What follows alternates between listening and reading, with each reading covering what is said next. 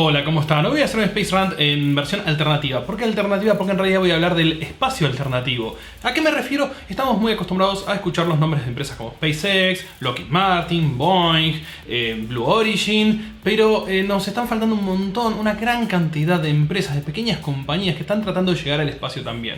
Y aprovechando que sucedieron algunas cosas esta semana, voy a empezar a hablarles de una, de Firefly Aerospace, que justamente tuvo un primer lanzamiento fallido, pero vamos a hablar después de eso porque es muy interesante. De hecho tenemos video, informe oficial y todo, con lo cual va a ser más interesante. Pero lo interesante es que hay otras compañías queriendo hacer esto. No es el espacio algo exclusivo ya. En este momento es quien tenga el dinero, quien tenga la capacidad técnica, quien tenga la predisposición, las ganas, la energía, va a poder llegar al espacio, va a poder tener su propia compañía, sus propios cohetes y competir. Obviamente la competencia es salvaje. ¿Por qué? Porque si bien hay muchos intentos para llegar al espacio, no hay por ahí una clientela todavía tan grande de gente que quiera poner algo en el espacio. Pero cuando eso se transforma en algo muy barato, empiezan a aparecer las universidades, pequeñas ONGs, pequeñas empresitas que dicen: hey, yo necesito, me vendría muy bien tener un satélite que al menos explore, no sé, mis campos, o las inundaciones, o la ecología acá o allá. Así que empieza a aparecer un abanico de opciones nuevas. Si hay posibilidad de llevarlo, o si hay necesidad por un lado. Bueno, son cosas que siempre estuvieron ahí latentes. El tema es que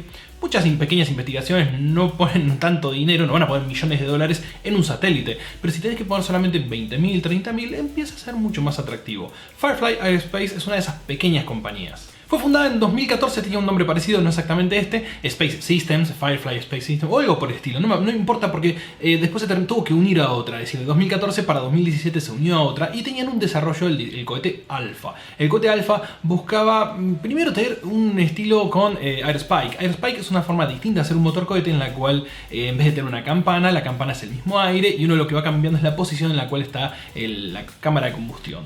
El problema con los Aerospikes es que suele ser muy complejo de construir y si la idea era hacer algo barato iba a ser muy complicado, así que tuvieron que cambiar completamente el diseño a uno más tradicional, pero con la misma idea. Por ende, la idea era hacerlo barato, hacerlo liviano, poder poner al menos 1000 kilogramos en órbita baja, lo cual es ya un desafío. Una tonelada no es poca cosa, más que nada cuando uno está empezando y cuando es el primer proyecto que una compañía tiene. Es un proyecto bastante ambicioso. Cabe destacar que no es una empresita más una de esas que de un delirante, sino que ya tiene un contrato con la NASA por 93 millones de dólares para enviar una serie de misiones a la Luna. Atentos, porque esto va a ser parte del proyecto Artemis. Es decir, no solamente tenemos la llegada del hombre, sino que hay un montón de otro equipamiento, pequeños satélites, muestreo y demás que van a tener que hacer otras compañías. Y Firefly es una de las pocas que está en ese grupo privilegiado de compañías que la NASA le pone dinero. Así que con unos fondos de 93 millones de dólares, que sé que no es suficiente para un programa, porque creo que todo el programa del cohete del Alpha debe costar unos 100 millones más o menos, pero al menos pueden fundar ese programa, conseguir más inversores y tienen el visto bueno de ni más ni menos que la NASA. El cohete Alpha es un cohete con 4 motores, unos 29 metros de alto o de largo, depende de cómo lo mires, acostado o levantado,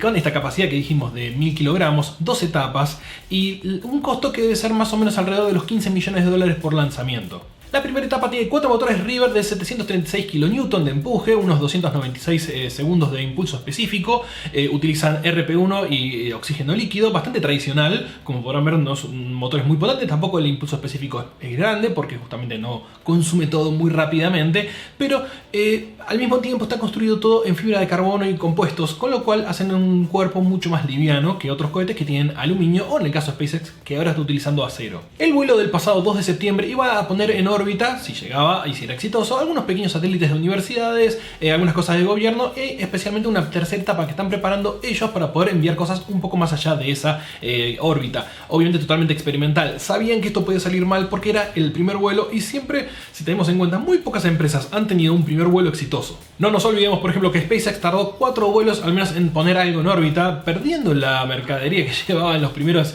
lanzamientos, así que no es fácil. El espacio es un lugar muy difícil, ya sé que suena muy reiterado, siempre se dice eso, que es peligroso, que es difícil, que es caro, pero es verdad, es decir, llegar al espacio no es fácil. Tenemos un cilindro lleno de combustible y oxidante que tiene que hacer una explosión controlada durante más de 3-4 minutos para llegar al espacio solamente, así que no es nada fácil. Pero hay algo muy bueno con lo que sucedió, aunque sabemos que es un desastre porque bien explotó el cohete, pero un cohete explotó, un cohete falló, pero tenemos toda la información que la compañía ha brindado. A diferencia de otros lanzamientos, Firefly Aerospace al poco tiempo del lanzamiento publicó un video completo con una explicación bastante coherente de lo que hasta ahora saben ellos que sucedió, y está muy bueno tenerlo de primera mano, no tener que hacer hipótesis en el aire o teorizar sobre esto o lo otro. No, ellos tienen más o menos una idea de qué sucedió con la poca información que tienen.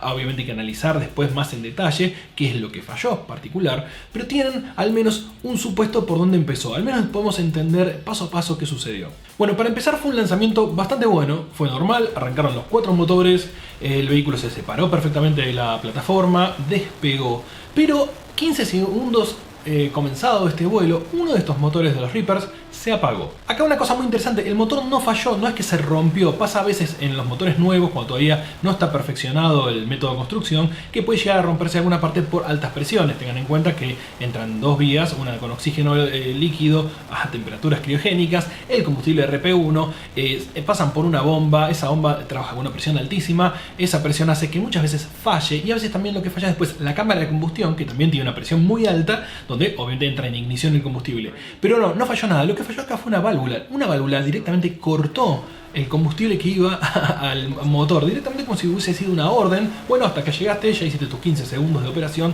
te vamos a cortar acá. Esto obviamente dejó a 3 motores en una etapa muy temprana del vuelo, que no tiene tanto margen como cuando uno está volando ya a una gran velocidad. Por ejemplo, un Falcon 9 de SpaceX utiliza 9 motores. Si uno de los motores falla, no es tanto un problema, el resto puede compensar. Tienen gimbals, pueden orientarse y más o menos puede recuperar o puede compensar lo que le está faltando. Aceleran un poco más el resto, apuntan un poco más para el costado, pero el diseño de Firefly son solo 4 motores. Significa que si uno falla, es decir, un 25% menos de la potencia, no solo falla en la falta de poder para alcanzar una velocidad, sino que además en la dirección. Mientras el cohete volaba a una velocidad subsónica, los 3 motores compensaron todo lo posible. Esto lo hemos visto también como sucedió con otros cohetes que lanzaron hace poco, en el cual también tuvieron problemas con los motores. Si falla uno en el peor momento que sea en el comienzo, sí, es un problema grande, porque ni siquiera tienes una velocidad como para que la inercia te ayude a mantener una dirección. Así que en este vuelo fueron los demás motores los que estuvieron compensando y no le alcanzó. Por esta razón el ascenso fue lento, fue más lento y se notó. ¿Por qué? Porque cuando el tiempo especificaba que uno debía haber llegado a la velocidad supersónica, Max Q no lo había llegado, no lo había alcanzado, le faltaba un poco todavía y pasaron varios segundos hasta que logró cruzar la velocidad supersónica. Cuando pasó de subsónico a transónico, en el momento que llegaba a la barrera del sonido, es donde empezaron los problemas. Es decir, los 3 motores que hasta ese momento podían compensar entraron a chocar con una barrera. La barrera es la misma barrera del sonido, es una compresión de aire que ya uno debe quebrar, por eso después se llama Max Q, que es el momento en el cual hay mayor presión aerodinámica, el punto que donde quebras ese punto ya no hay tanto problema, todo lo que viene después es mucho más fácil, pero ese es el punto crítico. ¿Y qué pasa? El cohete ya no pudo ascender verticalmente como se esperaba, no lograban compensar los otros 3 motores la inclinación que provocaba la falta de uno.